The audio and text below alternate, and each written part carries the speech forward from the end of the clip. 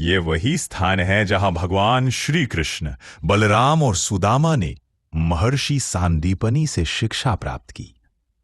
वाकई वाकई आश्रम के मार्ग आचार्य बावली मंदिर से शुरुआत कर सकते हैं और ब्रह्म विविध्य प्रवचनों के साथ गोमती कुंड में, जहां भगवान श्री कृष्ण सभी तीर्थों का जल एकत्र किया ताकि गुरु को तीर्थ यात्रा न करनी पड़े।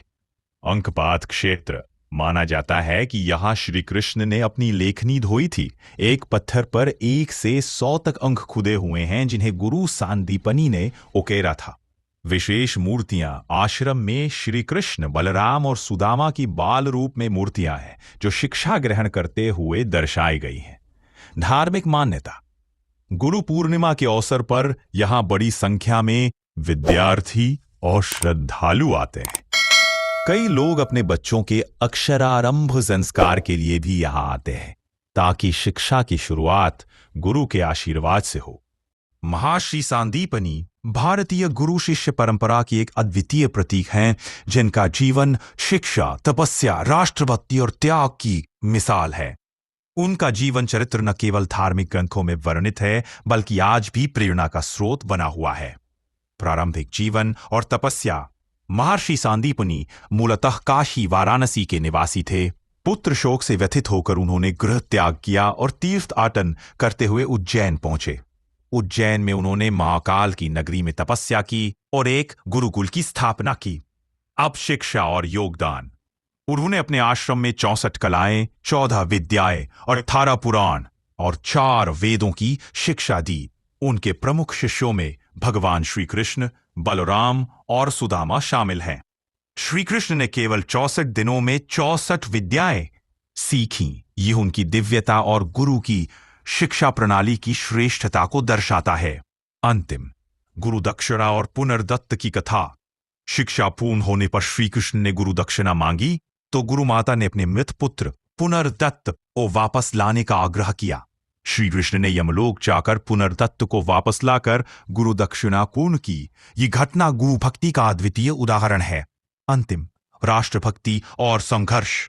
जब मथुरा में कंस ने सत्ता हथियाई तो आचार्य सांदीपनि को अपना आश्रम छोड़ना पड़ा।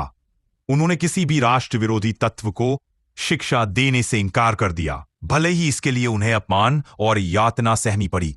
इसके बाद उन्होंने उज्जैन में नया आश्रम स्थापित किया और राष्ट्र निर्माण के लिए शिक्षा का कार्य पुनः आरंभ किया। अंतिम, आध्यात्मिक और सांस्कृतिक प्रभाव। उन्होंने अद्वैत वेदांत और नैतिक शिक्षा का प्रचार किया। उनके सिद्धांत आज भी भारतीय शिक्षा प्रणाली, कला और संस्कृति में गहराई से समाहित है। अंतिम, स्मृति और विरासत। उज्जैन स्थित सांदीपनि आश्रम आज भी उनकी स्मृति को जीवंत रखता है।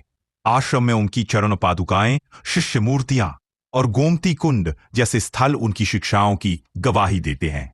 महर्षि सांदीपनि का जीवन हमें सिखाता है कि सच्चा गुरु केवल ज्ञान नहीं देता बल्कि राष्ट्र और समाज के लिए जीवन समर्पित करता है। उज्जैन में स्थित यह आश्रम न केवल धार्मिक दृष्टि से बल्कि भारत की प्राचीन शिक्षा परंपरा के प्रतीक में भी अत्यंत महत्वपूर्ण है। ऐस्थानम भारत की सांदीपनि ने द्वापर युग में इस आश्रम की थी। वे मूलतः काशी निवासी थे, लेकिन पुत्र शोक से व्यथित होकर लोक कल्याण के हेतु उज्जैन आए और यहां तपस्या की। महाभारत और पुराणों में उल्लेख, महाभारत, श्रीमद् भागवत, ब्रह्म पुराण, अग्नि पुराण आदि ग्रंथों में इस आश्रम का विस्तृत वर्णन मिलता है। शिक्षा का केंद्र, यह आश्रम उस समय का प्रमुख गुरुकुल था जहां हजारों विद्यार्थी वेद, पुराण, गणित, ज्योतिष और 64 कला प्रपनादुय शिक्षा प्राप्त करते थे। भगवान श्री कृष्ण की शिक्षा स्थली, श्री कृष्ण, बलराम और सुदामा ने यहां 64 दिनों में 64 विद्याओं का ज्ञान प्राप्त किया था। गुरु दक्षिणा की कथा। शिक्षा पूर्ण होने पर श्री कृष्ण ने गुरु दक्षिणा में अपने गुरु के मृत पुत्र को पुनर्जीवित कर दिया था, जो उनकी दिव्यता और गुरु भक्ति का प्रतीक है।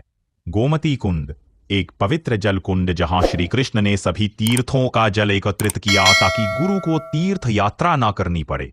वास्तु और विशेषताएं।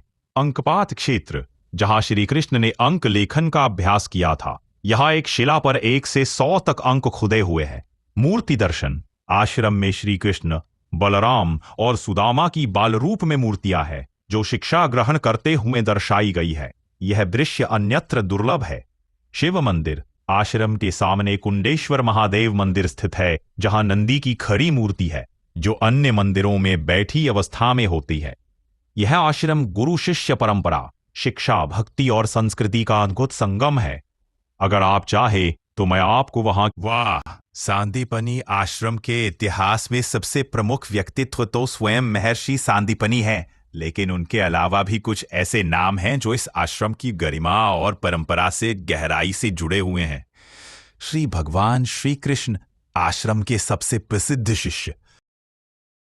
दोस्तों, अगर आपको यह वीडियो पसंद आई तो प्लीज लाइक, शेयर, सब्सक्राइब और बेल आइकन को प्रेस करना ना भूले। धन्यवाद दोस्तों।